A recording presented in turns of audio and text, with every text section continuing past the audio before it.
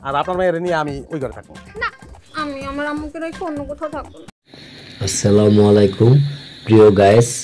তো আপনারা দেখতে পাচ্ছেন যে মোশাররফ করিম আগে তিনটি বউ থাকা সত্ত্বেও সে আরেকটি বিয়ে করে নিয়ে আসলো বাড়িতে। তো আমরা যতটুকু জানি যে একটি বউয়ের সাথে সবাই একটি শালি ফ্রি পায়, কিন্তু আমি আজকে দেখলাম যে বউয়ের সাথে শাশুড়ি ফ্রি। তো বউর থেকে শাশুড়ি অনেক স্মার্ট। তো মোশাররফ করিম আগে তিনটি বিয়ে করেছিল, তিনটি বিয়ে করার পরও তার সংসারে অশান্তি, কোনো শান্তি নাই। তাই সে আরেকটি কচি মেয়ে, ফুটফুটি মেয়ে সে বিয়ে করে নিয়ে আসলো।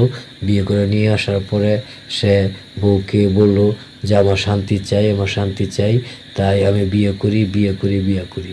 তো তিনটি বউ অবাক চোখে তাকিয়ে থাকে মোশাররফ করিমের দিকে।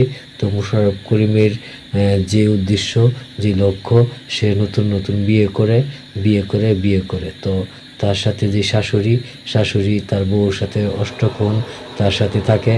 তো মোশাররফ করিমকে তার শাশুড়ি বলল, বাবা তুমি অনেক স্মার্ট, তুমি অনেক সুন্দর, আমি আমার মেয়েকে নিয়ে ঘরে যাচ্ছি, তুমি আসো। তারপর মোশাররফ করিম কী করলো, ব্যাগ ট্যাগ নিয়ে সে ঘরের দিকে চলে গেল। কিন্তু ঘরের দিকে চলে যাওয়ার পর সে বাসর ঘরে ঢুকে দেখতে পায় তার শাশুড়ি তার নতুন বউয়ের সাথে বসে আছে। তো আম্মু আপনি বাইরে চলে যান, আজকে আমার বাসর ঘর, আমি বউর সাথে বাসর করব। তো মেয়ে শাশুড়ি বলল যে না বাবা, আমার মেয়ে খুব ছোট, তুমি আসতে পারবে না ঘরে, তুমি বাইরে চলে যাও।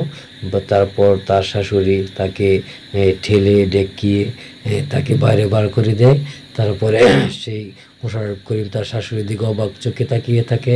তো আপনারা দেখতে পাচ্ছেন সেই মোশাররফ করিমের যেই স্ত্রী, চতুর্থ স্ত্রী, সে খুব ভয় পায়, তার শাশুড়িও খুব ভয় পায়। তো আপনারা সবাই আমার ভিডিওটা দেখবেন।